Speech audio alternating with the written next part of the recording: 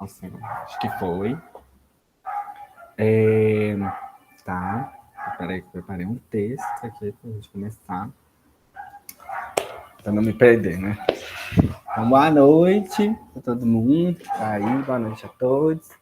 Sou Vina Morim e hoje nós vamos abrir uma sequência de lives para expandir um pouco mais dos temas que atravessaram, né, esse projeto e o processo de criação do Cadela, Ações Anticolonial e Legítima Defesa.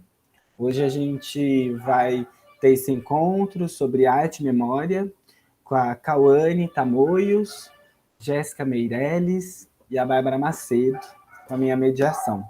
Também já reforçando as próximas lives, amanhã, dia 5, a gente vai ter um encontro sobre performance no espaço urbano, com o João Nin, Rafael Bacelar, Nina Caetano, e com a mediação da Freda Amorim. E depois de amanhã, no dia 6, outro encontro sobre processos criativos anticoloniais. Compartilhamento do processo criativo, do processo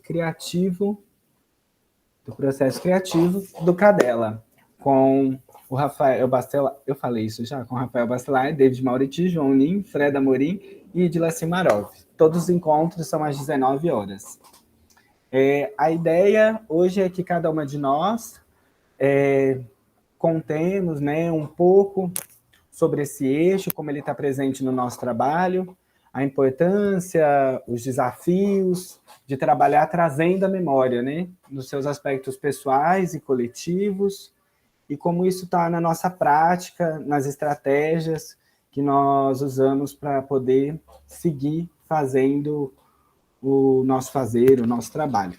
Também é importante lembrar que o Cadela é realizado com recurso da Lei Municipal de Incentivo à Cultura de Belo Horizonte, por meio do edital de 2021, do projeto de número 0279-2021. Não sei, já tinha que ler o número do projeto, mas está lido. Então, primeiro, queria convidar aí, com qual convidada sentir mais à vontade, para tanto trazer um pouco sobre o seu trabalho, essa primeira provocação, né, de falar sobre a relação da memória e as artes, também falar um pouco de quem é, aonde está falando, de que território, de onde veio e sobre o tema.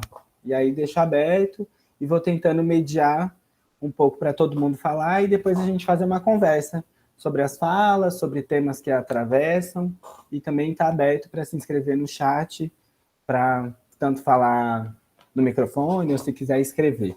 Deixa eu agora voltar para ver vocês, né? Então, tem alguém que prefere começar ou não? Vamos aqui. Bárbara, pode ser? Então. Boa noite, vocês estão me ouvindo? Noite. Sim, estou te ouvindo. Tá, obrigada. Boa noite, a benção para quem dá benção. Eu sou a Bárbara Macedo, eu sou artista visual, eu sou formada pela Escola Guinhar e atualmente sou mestranda na UFMG, em artes visuais, né?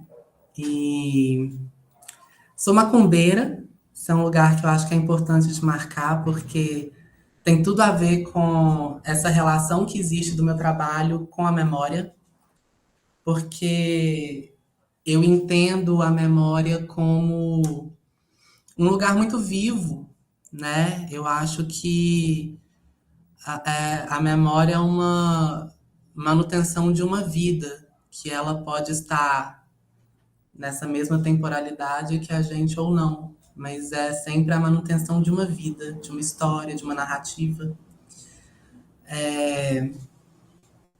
Eu tenho uma relação com a memória no meu trabalho, porque eu tenho uma relação com a memória muito forte no território do terreiro, né? Onde a gente reverencia essas formas de vida outras, onde a gente as alimenta, onde a gente as nutre. E o meu trabalho, ele está muito inserido no contexto do terreiro. Então, eu não consigo dissociar. Então, eu costumo dizer, inclusive, que na feitura dos meus trabalhos eu entro em consenso com os mortos, né? Então, às vezes, passos que eu desejo dar na minha trajetória, um trabalho, eu recorro à minha mãe de santo, eu recorro ao jogo de búzios, a essa tecnologia ancestral para entender melhor esses caminhos. E aí eu percebo como que essa relação de alimentar a memória, ela alimenta a minha própria produção visual. Eu não tinha me percebido até então, até acho que abril desse ano, quando eu fiz uma residência artística do Fórum de Foto Performance aqui em Belo Horizonte, eu não havia me percebido tão envolvida com essa questão da memória no meu trabalho, e sim nesse contexto do terreiro, né? Até que eu fiz durante a residência, eu desenvolvi um trabalho que chama Estratégia contra Projetos de Esquecimento. E que é uma manutenção de vida e é uma alimentação às narrativas de travestis que eu venho fotografando há 12 anos aqui em Belo Horizonte. Então, eu me percebi, no contexto dessa residência, com um acervo fotográfico gigantesco, e eu resolvi fazer um álbum de família, que é isso que eu estou segurando aqui na câmera, um álbumzinho, esses álbuns normais, assim, de família, né? Que é um objeto de afeto, de memória, e tão negligenciado há tantas travestis que não tem álbum de família, né? Porque existe uma questão de uma expulsão de casa, um distanciamento dos afetos. Então, eu resolvi fazer um álbum de família com essas travestis que eu venho fotografando há 12 anos aqui na cidade. E é um álbum, como eu disse, que tem essa dimensão de alimentar a vida. Então, não existem fotos de sofrimento, não existem fotos que reiteram estatísticas de violência, não existem fotos que tratam da nossa existência num lugar estipulado como um território comum nosso, que é esse território da morte, do apagamento, do esquecimento, né? Então, eu não sei se vai dar para ver as fotos por conta do plástico, né? Acho que não vai rolar tanto, mas a foto que abre esse álbum é uma foto da Nicari Eicher, em 2012. Minha câmera está um pouco estranha, né? Mas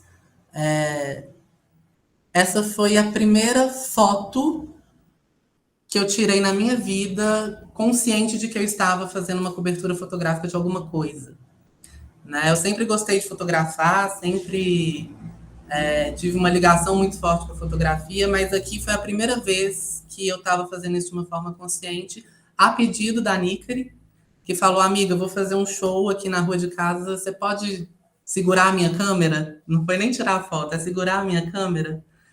E aí eu tirei essa primeira foto, que é a foto que abre esse álbum, e aqui eu soube que eu queria tirar foto para o resto da minha vida. É uma coisa que eu sigo fazendo, é um ofício que me traz muita realização, o ofício da fotografia.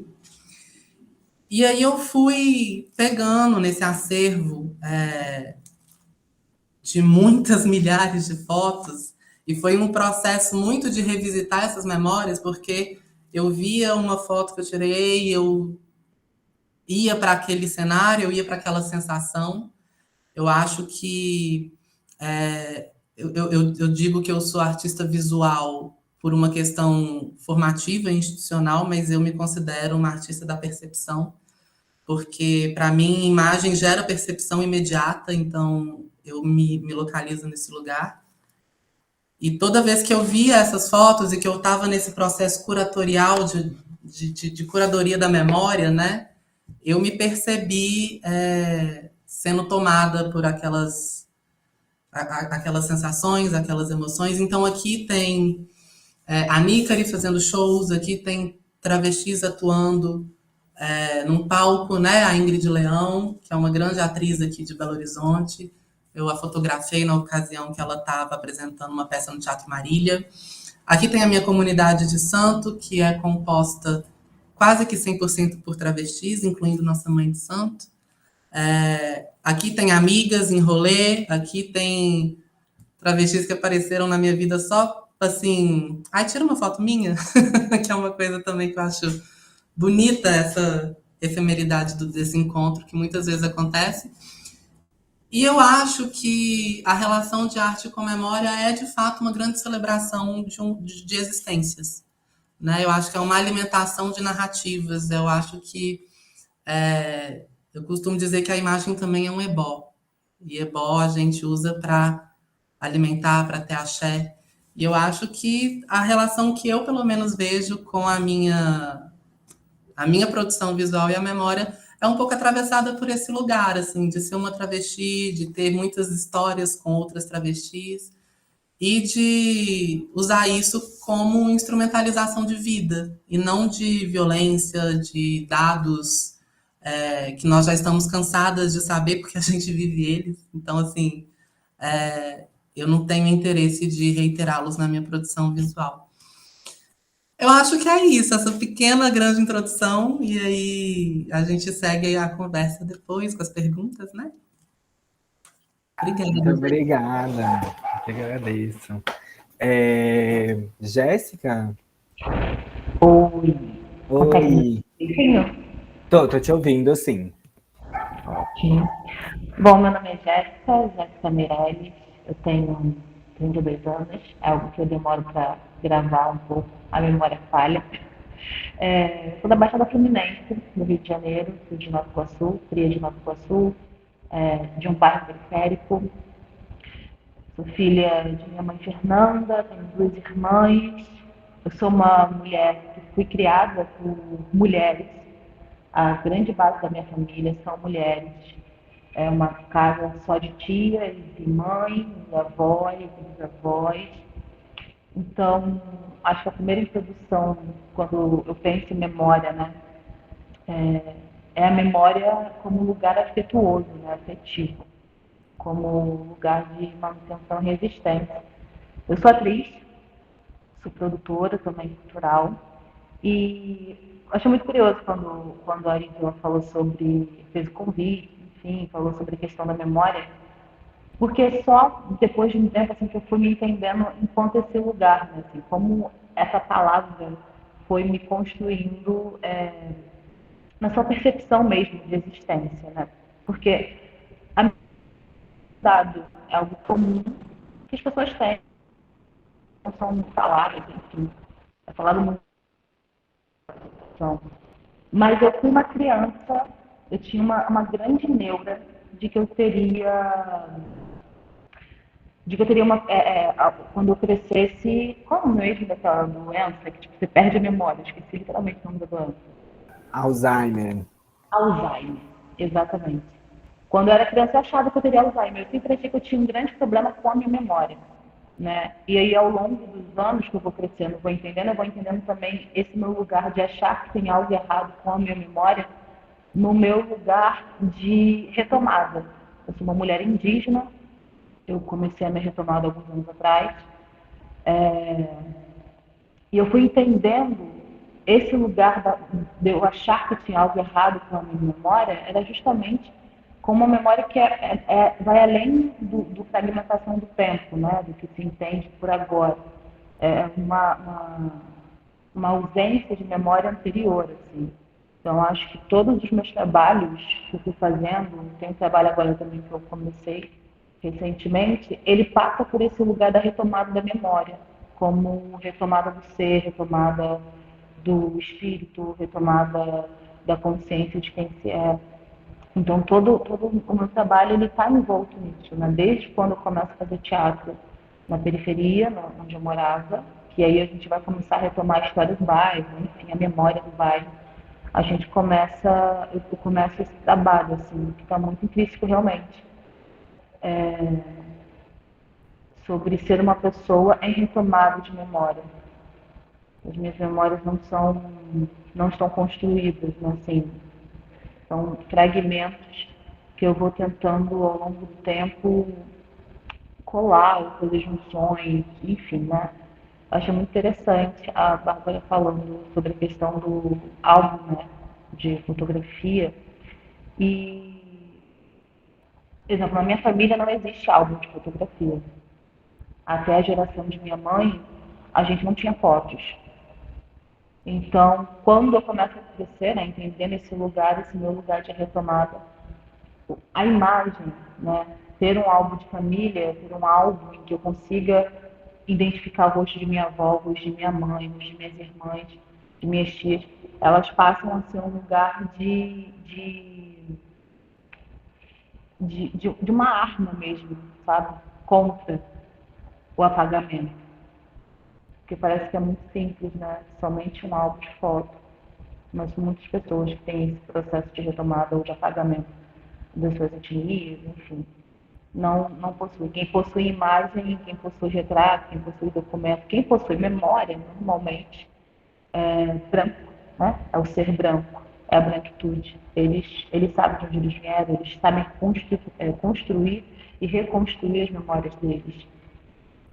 Então, enfim, o meu trabalho ele tá nesse lugar, assim, tá nesse lugar da arte, da política, da minha construção enquanto indivíduo, da minha construção enquanto indivíduo afetado e afetivo. Então tá por aí. Obrigada. A gente fechou as câmeras aqui enquanto você estava falando, para não travar.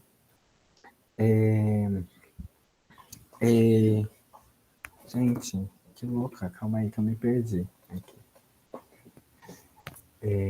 Cauane, pode ser você agora? Também? Mas Tá. eu sou a Cauane Tamoios, me conhecem como Cacau. Sou grafiteira, sou artista visual. Trabalho com grafite já vai fazer agora 10 anos. E eu trabalho com representações de mulheres negras e indígenas, essencialmente, assim, na minha pintura. E eu me vi muito na fala da Jéssica, assim, por ser também uma mulher indígena em processo de retomada. Então, quando eu me descobri nas artes visuais, foi no mesmo período que eu estava me entendendo no mundo, me entendendo como mulher, entendendo qual que era a minha identidade. O meu pai já tinha iniciado um processo de resgate, então por isso que meu nome é Cauane Tamoios, um nome de certidão mesmo, Cauane Tamoios. Então meu pai teve esse cuidado, esse processo de não se deixar apagar a memória da avó dele, que era Machacali. Ele a conheceu e ele, no processo de se ver no mundo também como um homem racializado, entender quem ele era, viu a necessidade de levar para os filhos dele, para que continuasse, para que não existisse mais o processo do apagamento dentro da família dele, que ele pudesse fazer esse resgate. Então, desde quando eu nasci, quando foi dado meu nome, esse processo de retomada, de resgate já aconteceu. Esse processo da memória acontece. E aí, quando eu fui entender como artista, me entender como mulher, passei a me aproximar mais desse processo que meu pai tinha iniciado, né, dessa memória. E isso foi diretamente para o meu trabalho. Para mim é muito difícil não, para mim não faz sentido dividir quem eu sou como artista, quem eu sou como pessoa e o que é o meu trabalho, assim. E a minha espiritualidade. Então, para mim, as coisas todas caminham juntas. Me soa muito colonial, inclusive, a gente querer dividir as coisas, né? Esse aqui é o meu espaço da espiritualidade, esse aqui é o meu espaço do meu trabalho, né? A gente sabe que dentro da cosmovisão indígena, todas as coisas caminham juntas. O trabalho, a arte, a espiritualidade estão acontecendo sempre juntas. É uma coisa do homem branco querer dividir aonde e a hora que essas coisas acontecem. E eu vi isso no meu trabalho. Obviamente que as coisas foram acontecendo, né? As coisas vão acontecendo, depois você para olhar e falar, olha, eu já estava trabalhando esse resgate e essa sincronia da identidade com a produção artística desde o início. Então, eu tento, assim como o meu pai, trazer no meu trabalho e na minha presença no mundo, manter essa memória dessa minha avó, dessa minha bisavó, da avó do meu pai. Assim como na família da minha mãe ocorreu um processo parecido, mas que foi completamente apagado. Que ela também vem de uma família que tinha pessoas indígenas e que se perdeu, assim. Só se fala dessa, essa pessoa da pele escura, dos cabelos pretos, né? Porque a gente conhece as histórias das pessoas brancas que se encontraram nessa família depois. Então, o dela é uma história completamente apagada, assim, completamente esquecida, e que minha mãe passa a resgatar quando encontra meu pai, inclusive, e me encontra também, quando eu começo a falar com a minha mãe sobre esse processo. Então, toda vez que eu vou pintar, toda vez que eu vou representar, especialmente quando eu estou pensando na produção de tela, não necessariamente a produção na rua, eu tento trazer esses atravessamentos, esse resgate dessa memória, a minha própria retomada de identidade, eu me enxergar naquilo que eu estou produzindo, as coisas que me tocam, e para que outras pessoas possam se ver nisso também, já que a gente não tem essas representações comumente, né? E fiquei lembrando de uma frase da Marlise de Matos, que é: esquecer é uma das piores formas de oprimir. E é isso, né? Não preciso nem explicar a frase, né? O esquecimento é uma arma, né? O esquecimento te desmotiva, te desmorona, te faz perder aquilo que rege a sua vida, que mantém a sua vida, que você olha para trás e lembra quem são as pessoas que vieram antes de você, que batalharam para estar onde você está agora. Você não saber quem elas são, você esquecê-las, você tem dificuldade de você se ver no mundo, né? É isso que a Edila falou, esquecimento é um projeto, né? Então, sim, é um projeto colonial. Então, quando nisso tudo de me ver no meu trabalho e querer trazer isso para o meu trabalho, eu só pensava que eu queria que o máximo de pessoas possíveis pudessem estar em contato com esse processo de resgate, de representatividade, e por isso que eu escolhi a rua, inclusive, por isso que eu escolhi pintar, ser grafiteira, que assim, não tinha que pagar ingresso para ver, não tinha que entrar numa galeria para ver, você ia ver. Sinto muito se você não gostar, você vai ver o nosso trabalho. Então, que ele tivesse alguma mensagem para que essas pessoas pudessem se ver nesses trabalhos. E quem não fosse se ver, que plantasse uma sementinha, seja do incômodo, ou seja para repensar algum pensamento, assim, para repensar alguma estrutura que já estava prevista, assim. Então, acho que é isso, assim. Acho que, puxando já um gancho, fico pensando muito de como esse esquecimento, esse projeto, né, de alguma forma apagando o passado, desbotando essa memória, né, muitas das vezes não deixa construir futuros, né, muitos futuros não conseguem se sustentar, se fazer presente, porque foi apagada essa memória.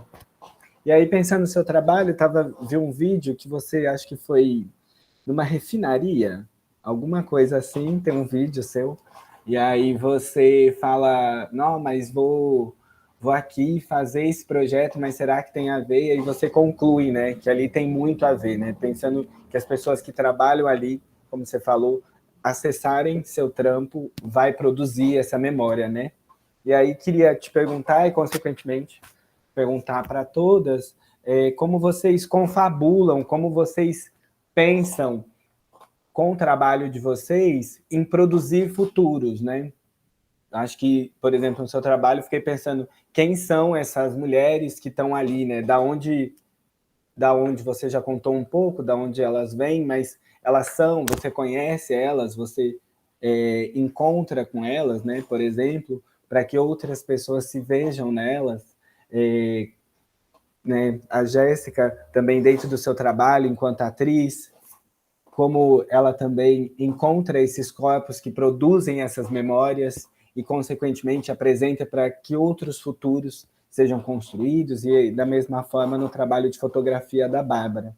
Então, provocar um pouco nisso, assim, a ideia de futuro em relação à memória, né? Como a memória produz futuro e como a arte de vocês produz essa confabulação para o futuro. Que difícil essa Ah, pergunta, ela profunda, gosta, ela né? tá Tipo, indo, mas é para ir falar, sabe? Disparar assim, continuar falando aqui, vamos continuar falando. eu vou pegar como exemplo esse trabalho que você falou mesmo, que é o meu último grande trabalho que realmente me tocou muito em várias camadas. Mas isso de pensar futuro foi uma coisa que eu conversei muito com os funcionários que estavam lá, com quem me contratou, né? Porque eu fiquei ali querendo entender o porquê que eu estava ali, né? Para quem não viu o vídeo, eu fiz uma pintura numa refinaria de petróleo em Betim, um mural de uns 15 metros. E quando eu recebi o convite, eu fiquei, gente, do bom, uma refinaria de petróleo, o que eu tenho a ver, assim? Eu sou uma mulher indígena, tipo, petróleo. E, e o cara ainda foi um cara, assim, que entrou em contato comigo, todo um cuidado, sabe? Aquela pessoa morrendo de medo de falar alguma besteira, assim. Mas claramente o projeto tinha algum tipo de profundidade. Quando eu cheguei lá, que eu fui entender. Quando eu fui pintar e conversei com os funcionários, é que eu entendi. Numa refinaria, numa indústria, a gente tem uma cultura de segurança muito grande. Uma cultura mesmo. Assim. É o tempo inteiro dito sobre segurança, segurança no trabalho. O tempo inteiro. Você entra, antes de você entrar, você assistir um vídeo, o tempo inteiro tem placa, o tempo inteiro seguranças estão te chamando a atenção de pequenas coisas que você não pode fazer por uma questão de segurança. É uma cultura. Tipo, todo mundo está ciente disso, todo mundo já começa a fazer isso naturalmente, às vezes alguém te lembra, mas todo mundo sabe das regras. E aí, era uma semana que eles estavam tendo de várias palestras que tratavam de segurança no geral.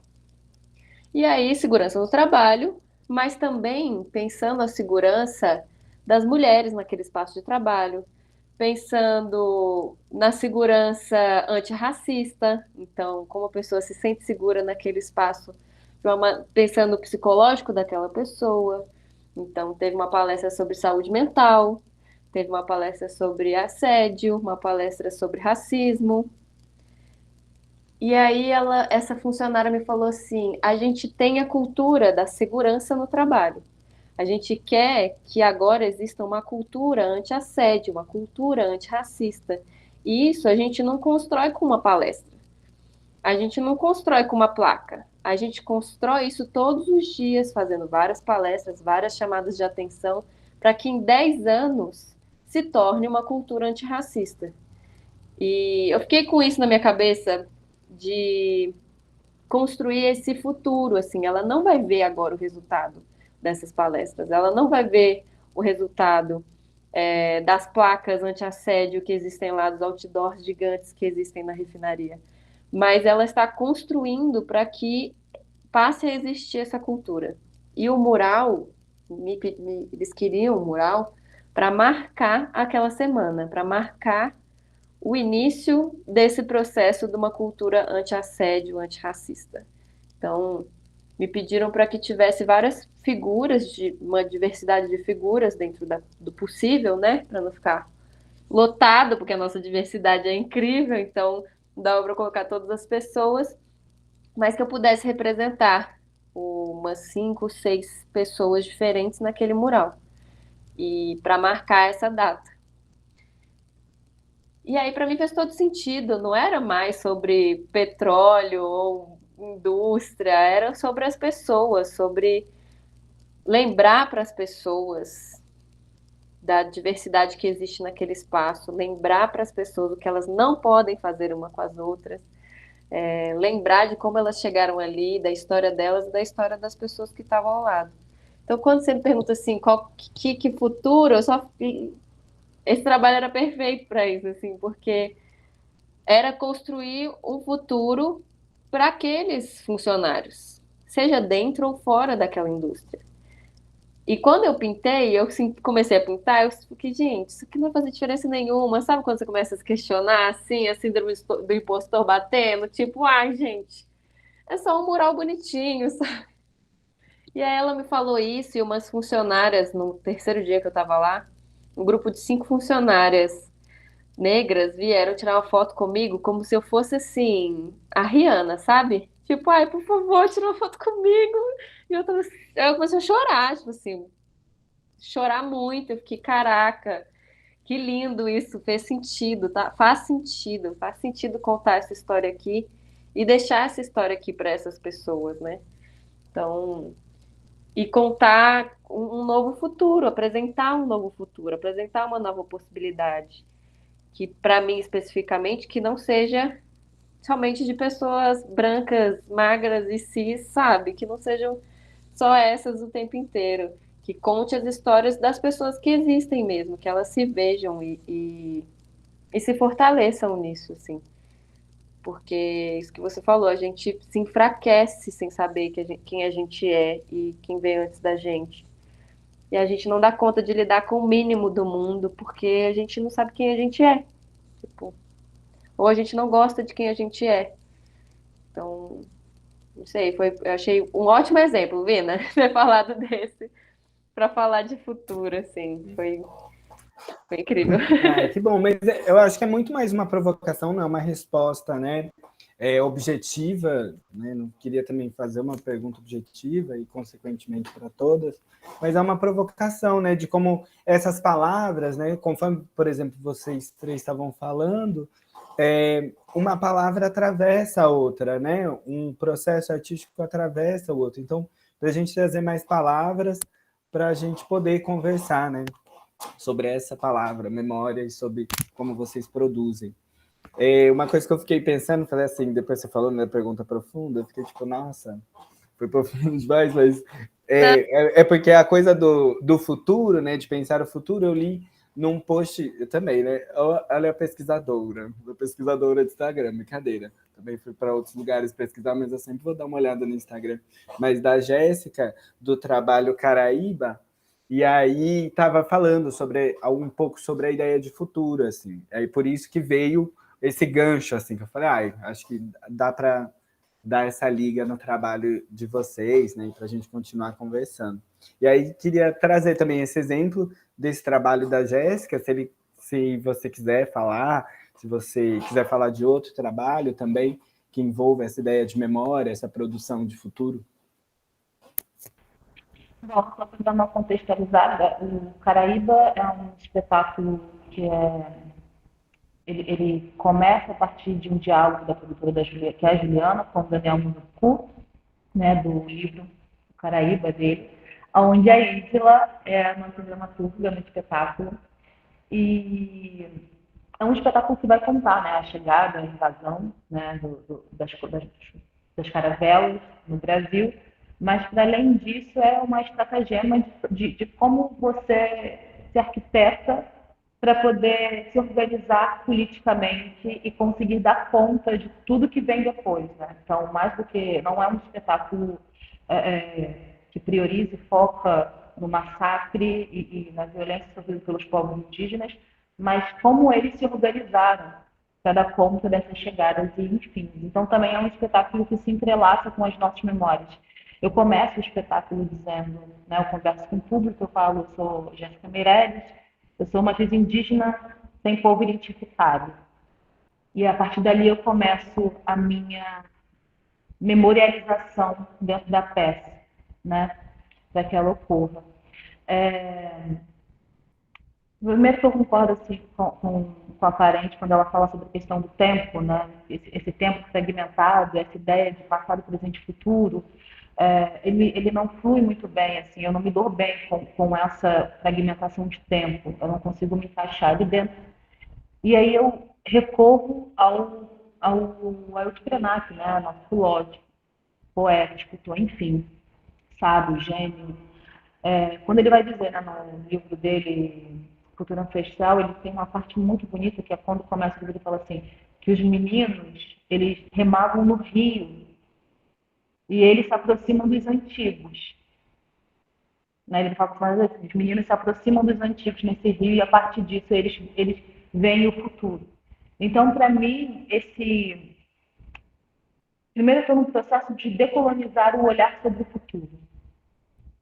Esse futuro que aprisiona, esse futuro que angustia, esse futuro que faz com que a taxa indígena de suicídio seja uma das maiores no país. Né? Porque a gente tem toda essa questão da população preta, da população indígena, o quanto isso ainda tem tanto a ser elaborado, discutido e conversado. Mas hoje em dia, o futuro é um lugar onde colocam o meu povo, os parentes, ou então os aliados, aliadas, num lugar de muito sofrimento, de muita angústia. É um futuro sobre a posse, é sobre o domínio, né? É sobre a conquista. E nunca é um futuro sobre o ser, sobre saber sobre quem se é, sobre o que é o próprio bem viver, né? Então, eu tenho tentado muito fazer esse trabalho comigo, né? Porque eu acho que é sobre isso, é como a gente se trabalha e como isso vai se reverberando para o mundo, né? Então, eu estou no processo de decolonizar esse olhar sobre o futuro. E aí eu recorro novamente a uma palestra do Daniel Munduruku, quando ele faz uma pergunta a uma criança Munduruku, e ele pergunta, o que você quer ser quando você crescer? E a criança olha para a cara dele e fala, tipo, que pergunta boba é essa, sabe? Eu quero ser avô. Ele quer ser a pessoa que tem a memória, ele quer ser a pessoa que conta a história, ele quer ser a pessoa que tem o domínio sobre aquilo. E eu acho que todo esse meu processo, essa minha pesquisa, de trabalho, ela vem muito da minha mãe e da minha avó, sabe?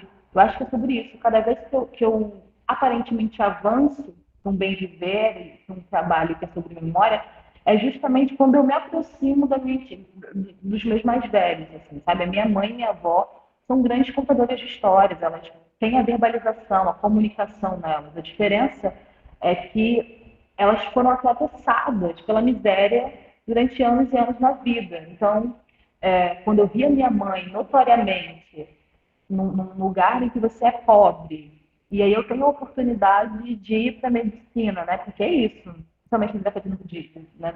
Eu sou de 91, então a geração da minha mãe é aquela geração do tipo, você vai estudar, você vai fazer uma faculdade, se você for um médico, um advogado, você está perfeito na vida, é isso que tem que ser. E quando eu viro para minha mãe, aos 14 anos de idade, fazendo técnico de enfermagem, eu disse para ela, olha, não é isso que eu quero. Eu não quero mais ser técnico de enfermagem, não quero ser isso, eu quero ser atriz. E ela vira para mim, e hoje em dia, entendendo todo o contexto pobre que a gente vivia, ela fala assim, tá, se é isso que você quer, então é isso que você vai ser. E eu vou te ajudar. Então, eu também sou a materialização do sonho de minha mãe. E a minha avó era uma grande cantora e poetisa. E a minha avó, ela era semi-analfabeta, mas ela tinha cadernos e cadernos com poesias, e ela compunha suas próprias músicas.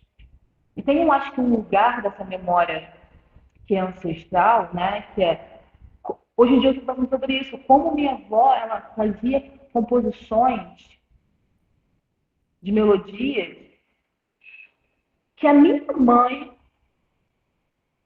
consegue fazer parecido, mas não consegue fazer parecido porque ela está imitando, mas tem algo ali na memória que se cruza. E como a minha mãe, a partir daquilo que minha avó verbalizava, cantava, ela começa a verbalizar e cantar e aderindo conhecimentos dela e vivências dela. E no outro trabalho que eu fui fazer, estava falando sobre a minha avó. Minha avó encantou ano passado. E aí me perguntaram assim, você sabe cantar a música que a sua avó cantava? E eu nunca tinha feito isso na hora, assim, me deu um embargo no peito. E eu não cantei uma música que a minha avó cantava, mas de alguma forma a minha avó estava ali, estava memorizada ali, sabe? Então, o meu trabalho, esse projetar o futuro, né? Eu acho que eu sou uma atriz porque o palco é o lugar onde eu consigo me comunicar. Eu comunico diretamente. Eu acho que mais do que a paixão de estar em cena e compor o personagem, ali é o meu lugar de batalha. Ali ainda é o meu front. Eu adoraria poder falar sobre Joaninha, sobre gerações, mas ainda não posso. Eu preciso ainda verbalizar o óbvio, né, dentro desse sistema. E é uma coisa muito interessante, assim, foi acontecendo com Caraíba, tem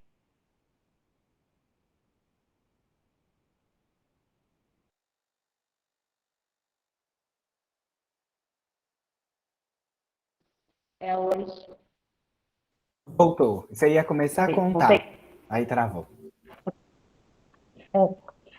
Como que as pessoas elas chegam para mim, normalmente, depois de Caraíba ou outro espetáculo que eu faço, e elas choram muito, obviamente, né, porque há um reconhecimento ali, e elas falam sobre a memória delas, né? Como elas se sentem vazias no mundo mesmo, né? Como elas andam como o Copenau vai falar que é o fantasma, né? Aquele olhar fantasma, aquele espírito que não está habitado porque ainda não se reconheceu, não se reencontrou. Então, acho que é por isso, é isso, assim, o trabalho e a projeção do futuro é sobre decolonizar esse olhar, sobre decolonizar o olhar do futuro, sobre entender que para mim só faz sentido um futuro aonde eu consigo me aproximar dos meus antigos, dos meus mais velhos, um futuro aonde eu deixe, né, de sobreviver e passo a viver verdadeiramente, porque a luta ainda é pela sobrevivência, né? A gente ainda reivindica o óbvio, o território, a retomada de consciência, a retomada dos corpos. Então, acho que está muito num lugar ainda de questionar mesmo, assim, sabe? De isso é o futuro. Acho que me interessa muito o lugar de provocação que o Krenak vai fazer sobre a humanidade, né? O que é a humanidade? Será mesmo que a humanidade dá certo? Será mesmo que queremos o futuro? Nós queremos esse futuro que se coloca na nossa frente? É esse futuro que desejamos? Que me parece que é um futuro, né? Para mim é um futuro terrível, tenebroso. Então, eu vou por aí. Assim.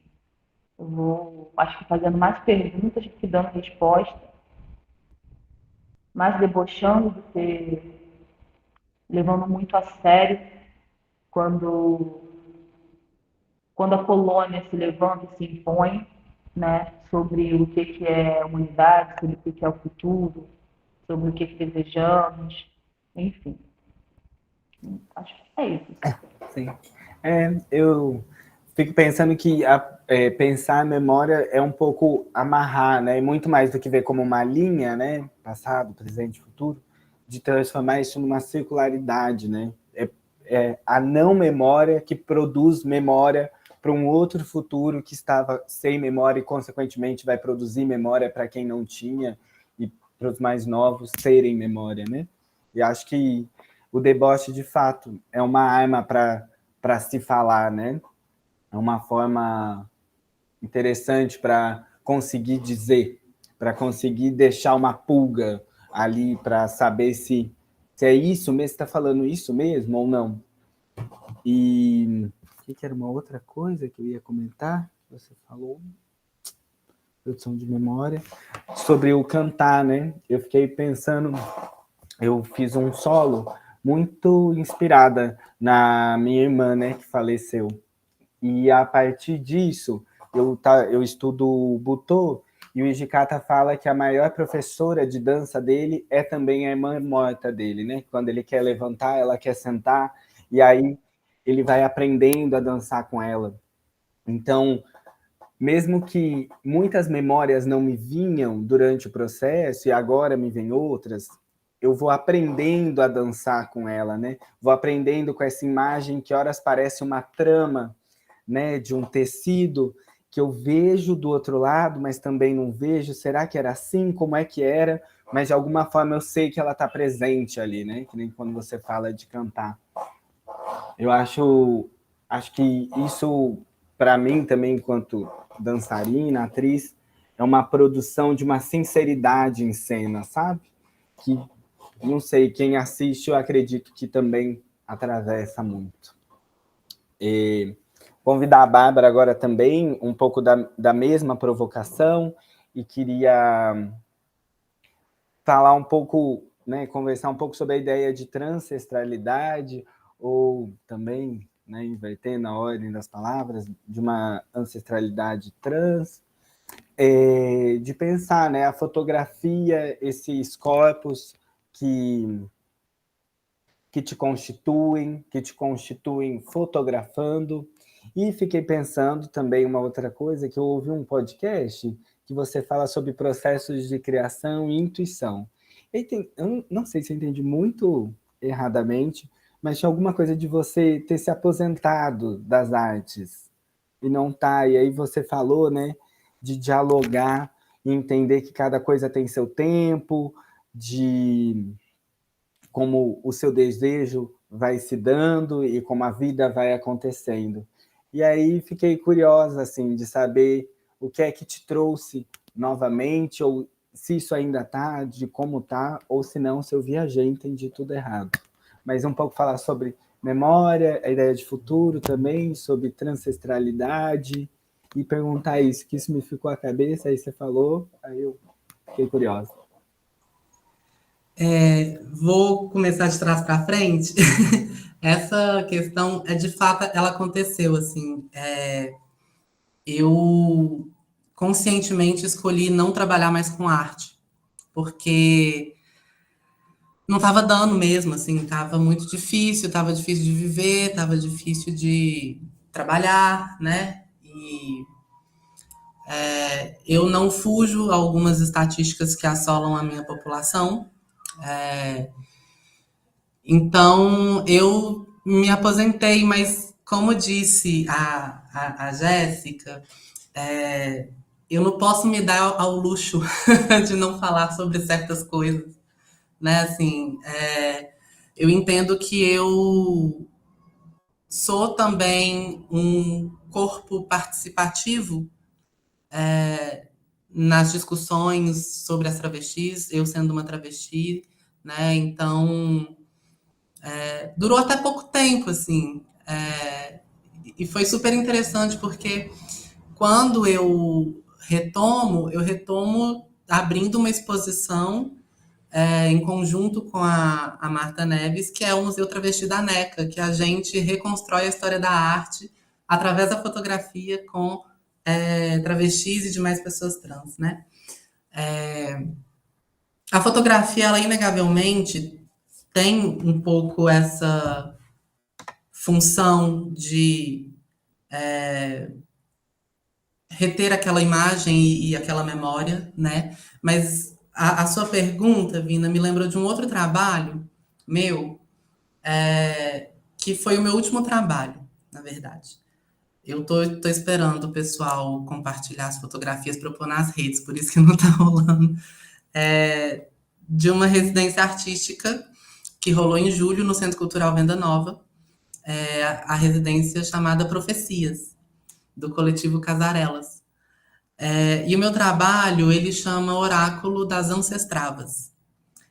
E eu acredito muito no conceito de transestralidade, é um conceito que eu entendo ele realmente como uma coisa norteadora, mas esse trabalho específico, Oráculo das Ancestravas, são projeções para o futuro das travestis brasileiras, né?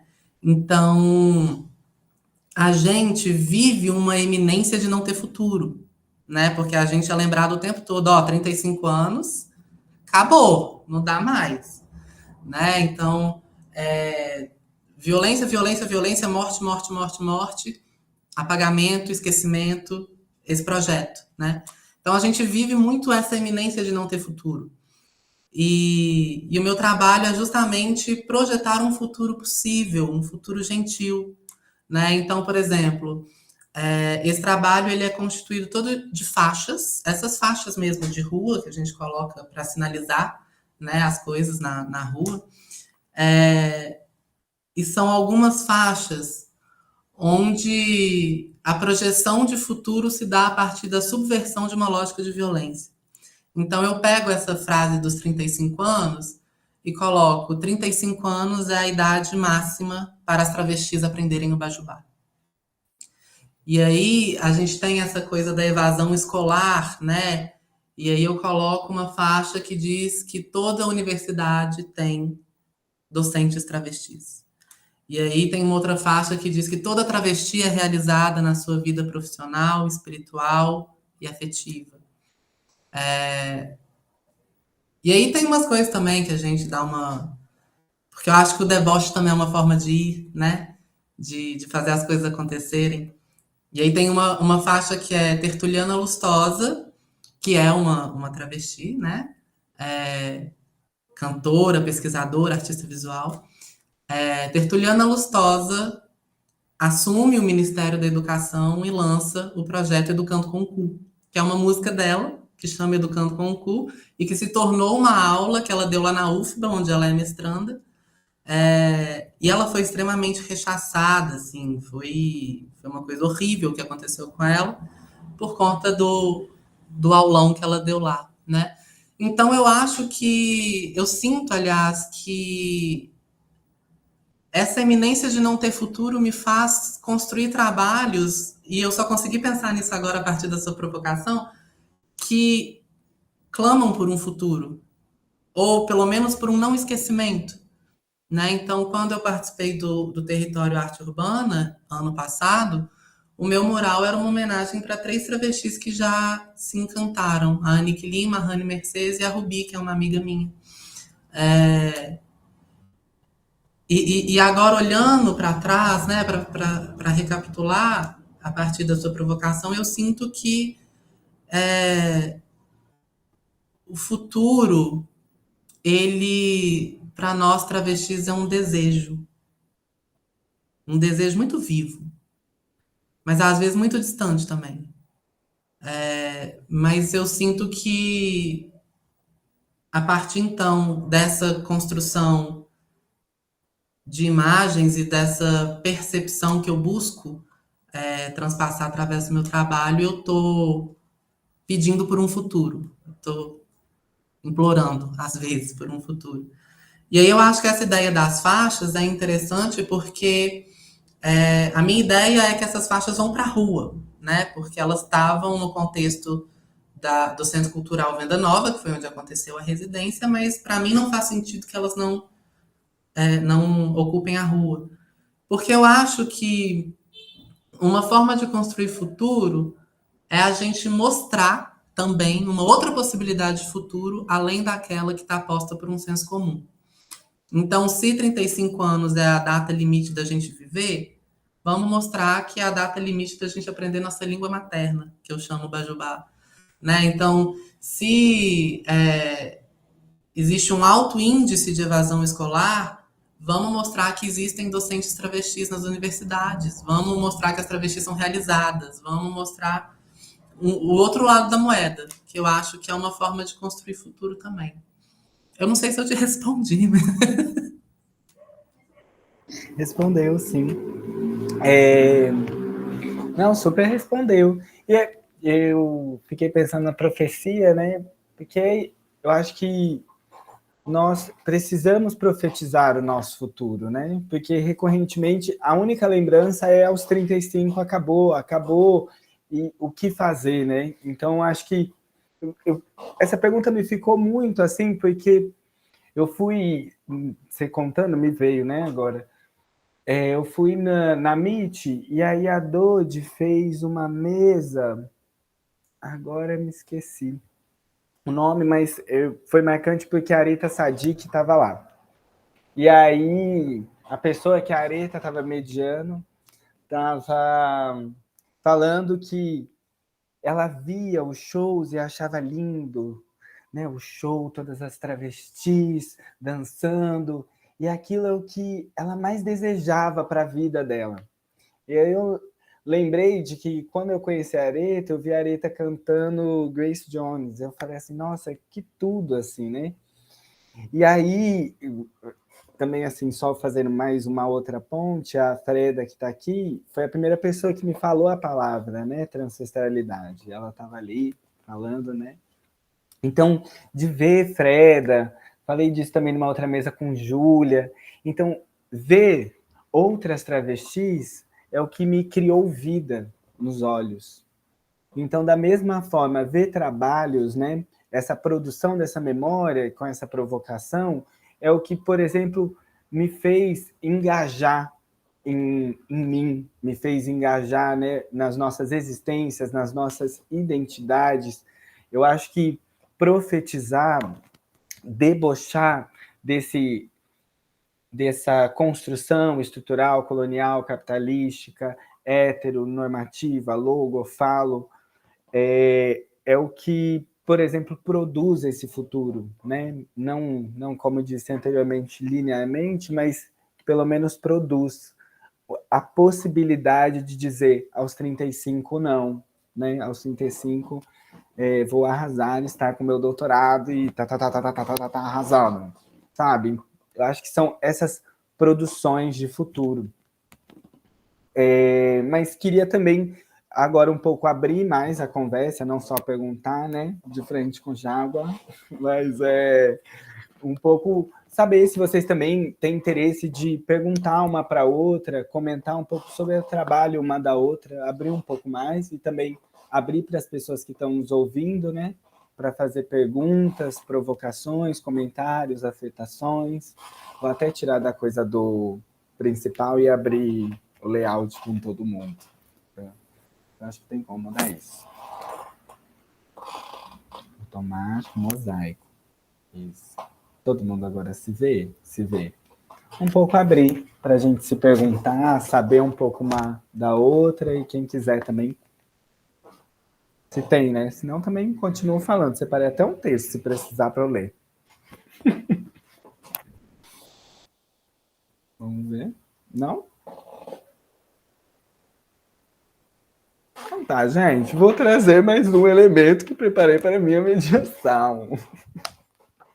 Mas é um texto que eu acho que traz um pouco do que a gente já estava vindo conversando e também podem trazer novas palavras para a gente conversar, né? Me perdoem, eu fico um pouco, a atriz que fica um pouco nervosa lendo e também, se a gente for patologizar, dislexia. Mas tá lá. Esse texto está dentro da revista Zona de Encontro, volume 2, Grafias. É um texto que chama Insurgências, da Júlia Bertu. É pequenininho. Surgem em ramificações cerebrais as caixas de memórias possíveis. São algumas delas, a memória imposta e a memória desbotada. Numa memória imposta, vem em mente que, na verdade, a memória dita o futuro. Me baseio na minha memória para dar o próximo passo de mim, já que a memória traz predição. Se sigo um caminho já meio esboçado, com traços fracos num lápis A5, ou num carvão impregnado no papel poroso, me finco naquilo que de antemão já visualizei. Eu vou. Me firmo novamente reproduzindo a memória para o momento seguinte e faço do esboço do presente a experiência material. A memória logo se transforma numa peça pertencente ao passado. Quando eu era criança, antes de nomear tesão, ou até mesmo os estados ditos mais inocentes, como encantamento, eu me debruçava toda pela Raíssa Xavier, que tinha uma franja e usava um óculos e sempre me punha a sentar na diagonal dela no refeitório da escola. Isso foi aos 5. Depois da Raíssa, me vi encantada por outras, até ter idade o suficiente para incorporar e me vestir de uma memória heterossexual, que nunca me pertenceu, cujo esboço nem em 5H, nem em carvão eu tinha traçado, mas que me cabia tão bem, porque era a memória coletiva, inquestionável, de toda mulher que existia, ou eu pensava sem nem pensar. A memória imposta adentra o sistema de crenças e, como uma ilusão, se faz acreditar ter sido vivida, para que sirva de molde e predição para a existência atual.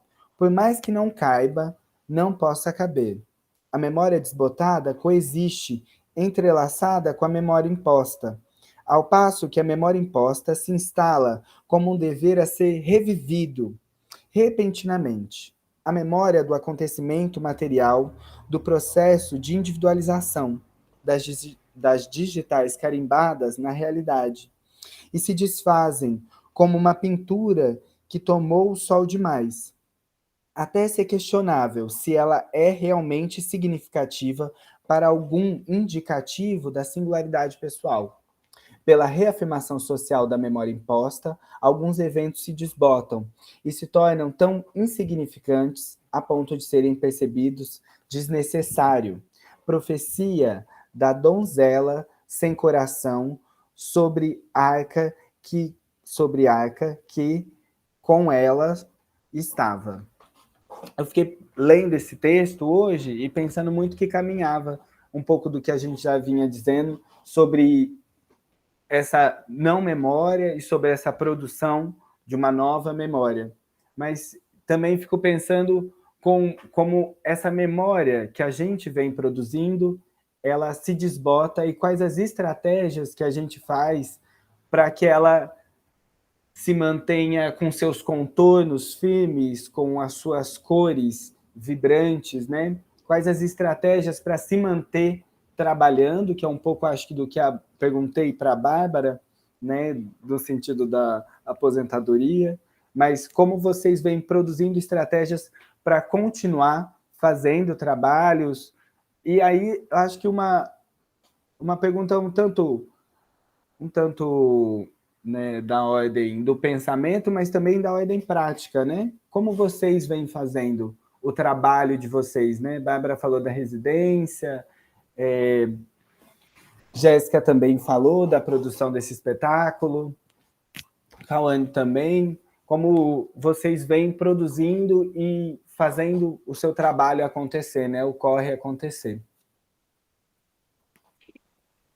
Então, eu gosto muito, porque eu acho que quando a gente coloca, pelo menos nesse lugar em que eu me encontro, quando eu penso só em memória, me parece algo muito pueril, muito assim, sabe, que está por aqui, mas ao mesmo tempo não é nada.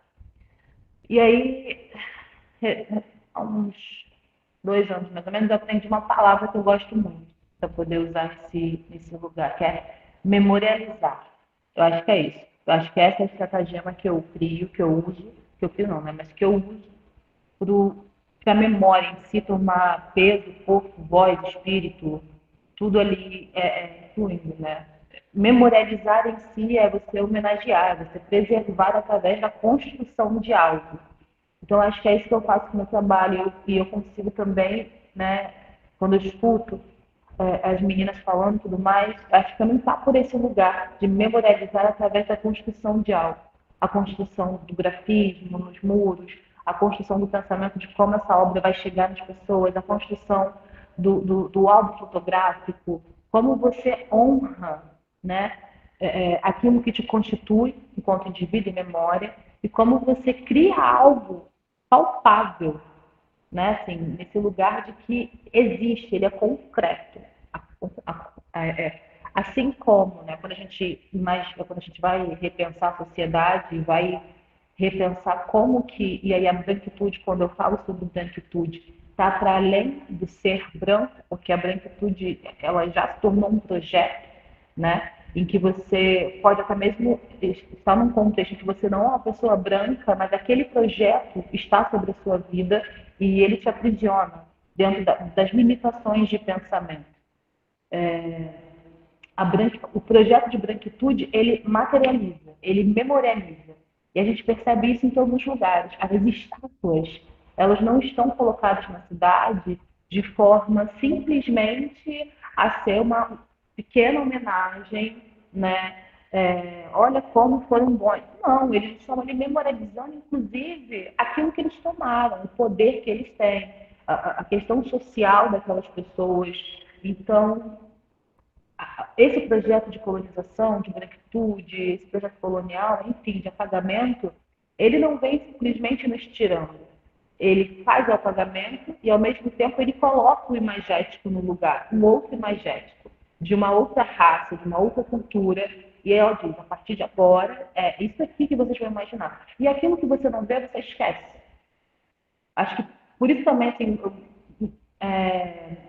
tive uma grande empatia em relação ao projeto do álbum, O grafismo, para mim, realmente assim, é uma arte de acessibilidade e democratização realmente. Ela funciona, inclusive, muito mais do que o próprio teatro, quando o teatro está dentro das instituições privadas, né? Mas materializar assim, a importância de você ter isso à mão, você saber quem foi seu avô, sua avó, de onde descende, de onde veio, e até mesmo essa concepção de que, muito provavelmente, eu não vou ter a minha memória, a memorialidade da minha família completamente restituída.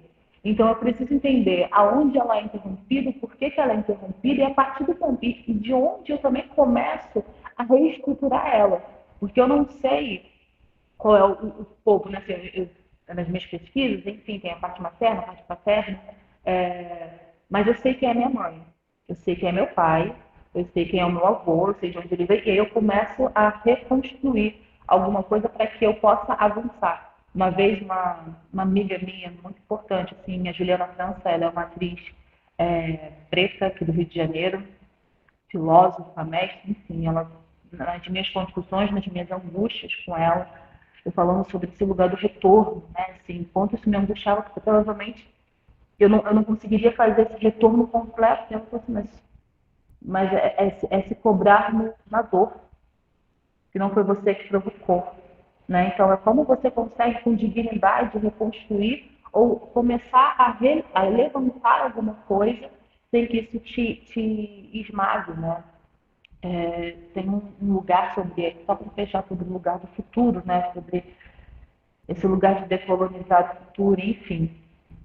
O que nos é ensinado, né, para nós, povos indígenas, pretos, dissidentes, esses corpos dissidentes, o que nos é ensinado dentro da colonização, o que é o futuro, além de que, no final de tudo, haverá um grande apocalipse.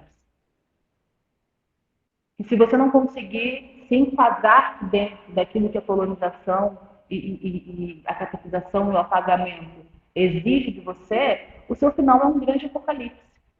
Né? Você ardendo ali no fogo dos infernos por toda a eternidade. Para nós que não seguimos o rebanho das ovelhas, o nosso destino que nos é dado, esse futuro, é um futuro de dor e sofrimento, né? Que nos foi imposto durante muitos anos.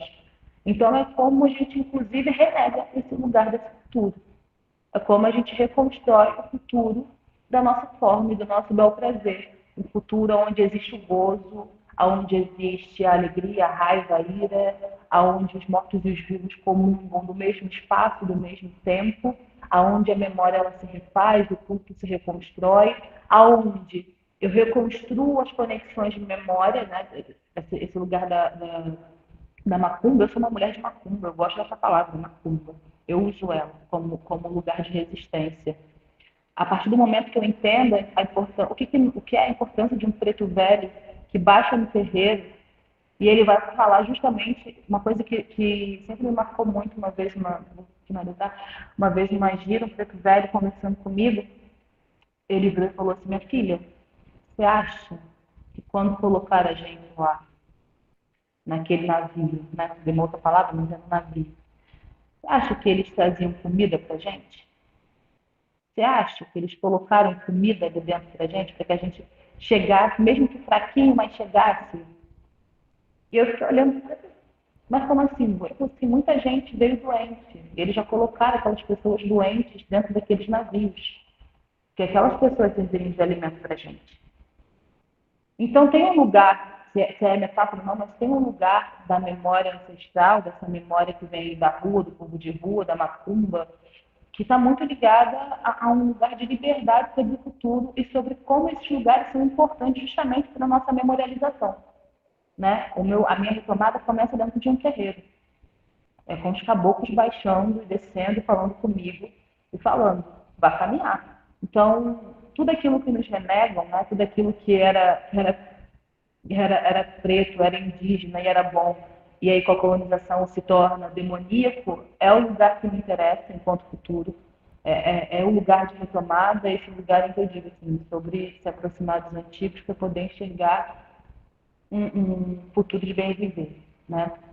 Então é isso, assim, para mim é memorializar. Memorialização é uma estratégia de guerra, né? Obrigada, Jéssica. Quem quer falar? Eu posso Eu falar. vou puxando um gancho. Eu acho, para mim especificamente, né, que trabalho com muralismo, né, com grafite, é engraçado que você falou desbotar, e eu falei, realmente, meu trabalho desbota, gente, ele some com o tempo. Ele tá na cidade, não precisa estar dentro da galeria, não precisa pagar o ingresso para entrar no teatro, mas ele desbota. Depois que eu coloquei ele lá, ele não é mais meu. Assim, podem N coisas acontecerem, né? E tem um trabalho que eu fiz em 2018, aqui em BH, na Avenida Antônio Carlos, debaixo de um viaduto, que é uma mulher vermelha deitada, adormecendo debaixo do viaduto. E agora, com a população de rua aumentou muito, né, nos últimos anos, muitos moradores de rua estão morando ali, né? E aí queimam o trabalho, eles fazem fogueiras e o trabalho vai queimando, assim. E eu sabia, a gente sabe que isso vai acontecer, não é? Eu não sou dona do viaduto, né? Inclusive, aquela é a casa dessas pessoas. Quem sou eu para ir retirá-las de lá? E, e aí, esse trabalho não desbotou, ele não desbota, ele está debaixo do viaduto, ele não toma sol, ele não toma chuva, ele está sendo queimado por pessoas que não têm mais a casa delas. E eu acho que começou a fazer mais sentido ainda depois que ele começou a ser queimado, na verdade, depois que as pessoas foram morar lá. Porque eu fiz exatamente para que essas pessoas fossem vistas. E é isso, o grafite ele tem essa capacidade de transformação do espaço público, né? De todo mundo ver, enxergar e de você. E eu especificamente gosto de contar histórias com o grafite, não que ele seja somente bonito, enfim, mas contar histórias a partir dele. E aí eu acho que nessa contação de histórias, nesse impacto visual que acontece, esse trabalho do viaduto, as pessoas sempre comentam, é o jeito que meu trabalho dura. É isso que faz ele continuar vivo, assim. Porque ele vai desbotar, ou alguém vai colar um lambe em cima, ou vai ter uma fogueira, ou alguém vai passar por cima de mim e pintar outra coisa, assim. O tempo vai desgastar aquilo. Mas ele sempre fica na memória das pessoas, sempre vai ter alguém para lembrar que mexeu com ela aquele trabalho, que passou ali todos os dias para ir trabalhar. Então, é por isso que eu gosto de falar que quando eu estou pintando, eu estou contando uma história. E aí essa história vai ficar para as pessoas vão contar essa história para outras, ou querer me contar a história de quando viu o mural. Então, eu acho que o meu trabalho dura quando as pessoas são impactadas por ele, quando as pessoas conversam sobre ele ou me contam sobre ele. E assim, eu sei de 0,01% das pessoas que viram o mural, né? Assim, eu sei muito, muito pouquinho.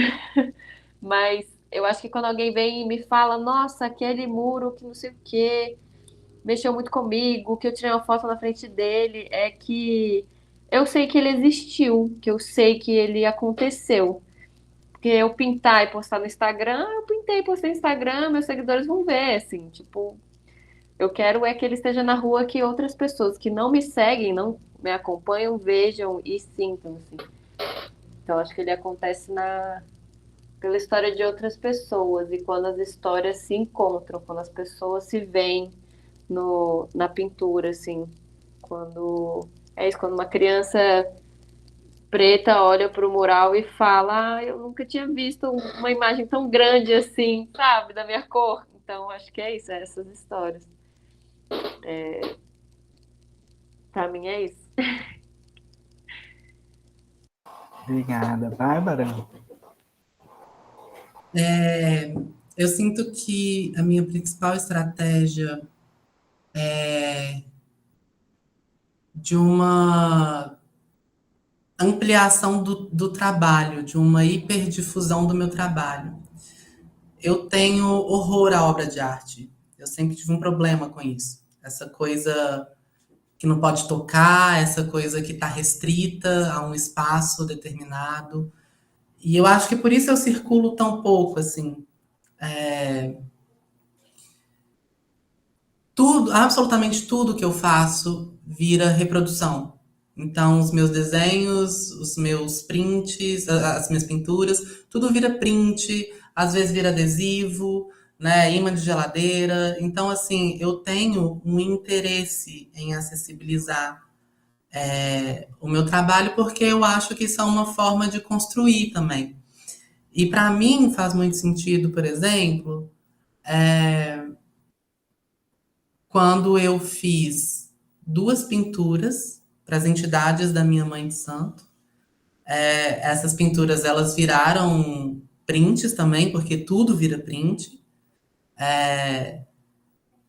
E mãe pediu para que as pinturas mesmo, as telas, ficassem lá no nosso barracão. Então, para mim faz muito sentido, assim, esse é um lugar que me interessa ocupar, sabe? Esse é um lugar que interessa que o meu trabalho alcance.